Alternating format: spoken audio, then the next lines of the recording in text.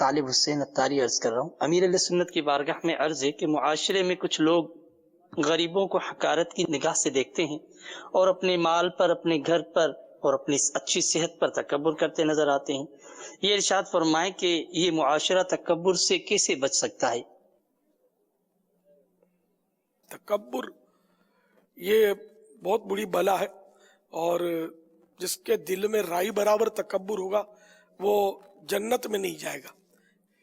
تو کسی مسلمان کو اپنے سے حقیر جاننا یہ تکبر ہے، اور واقعی ایسا ہے کہ تعداد ایسی ہوتی ہے کہ جو غریبوں کو حقیر جانیں گے، سیٹھ اپنے ملازم کو حقیر جانے گا، استاد شاگرد کو، ہو سکتا ہے پیر اپنے مرید کو اگر حقیر جانے۔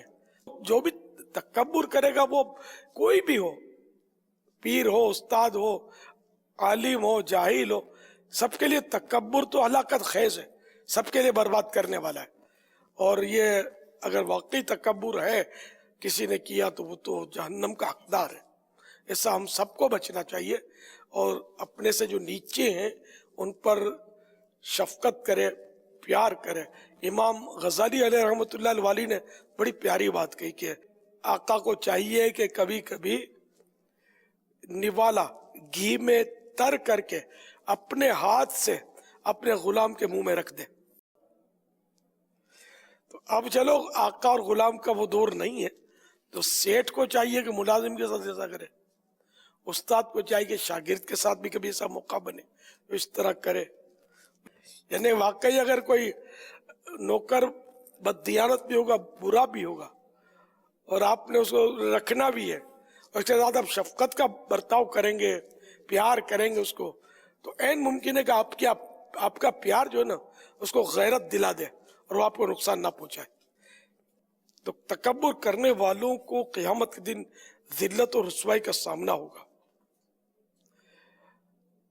دو جہاں کے تاجور سلطان بحر و بر صلی اللہ تعالی علیہ وآلہ وسلم کا فرمان روح پرور ہے، قیامت کے دن متکبرین یعنی تکبر کرنے والوں کو انسانی شکلوں میں چونٹیوں کی مانند اٹھایا جائے گا، ہر جانب سے ان پر ذلت طاری ہوگی، انہیں جہنم کے بولس نامی قید خانے کی طرف ہانکا جائے گا، اور بہت بڑی آگ انہیں اپنی لپیٹ میں لے کر ان پر غالب آ جائے گی، انہیں طینۃ الخبال یعنی جہنمیوں کی پیپ پلائی جائے گی۔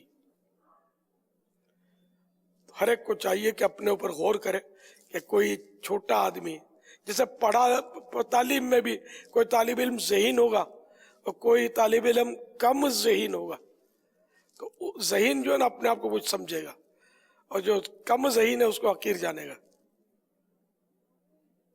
اس کو کیا آتا ہے؟ میں والی تیرے کو عقل کس نے دی؟ اللہ نے تو دی۔ ذہین کس نے بنایا؟ رب نے تو بنایا۔ اگر وہ کم ذہین ہے تو وہ یوں بچا ہوا ہے کہ ذہین ہو کر تو تکبر میں پڑا اور اپنے سے کم ذہین کو حقیر سمجھتا ہے، تو یہ تیری ذہانت تیرے لیے امتحان ہے، تو سوچ۔ اسی طرح جس کو دنیا میں جو بھی منصب ملا، جتنا بڑا منصب ملا، اس کا بہت بڑا امتحان ہے۔ کسی کو آواز اچھی ملی، اس کا بھی امتحان ہے۔ جو بہترین قاری ہے اس کا بھی زیادہ امتحان ہے، بڑا نعت خوان ہے اس کا بھی زیادہ امتحان ہے۔ تو یوں ہیں مطلب معاملات امتحانات کے۔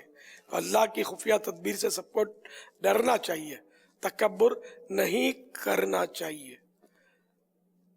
اب تک کیا ہو تو ہم سب کو توبہ کرنی چاہیے جس نے کیا ہو تکبر۔ اس کے لیے ایک کتاب ہے، اس کا نام ہے تکبر، یہ مکتبۃ المدینہ کی چھوٹی سی کتاب ہے تکبر۔ یہ سب کو لینا چاہیے، فرض علوم پر مشتمل ہے۔ صلو علی الحبیب صلی اللہ تعالی علی محمد۔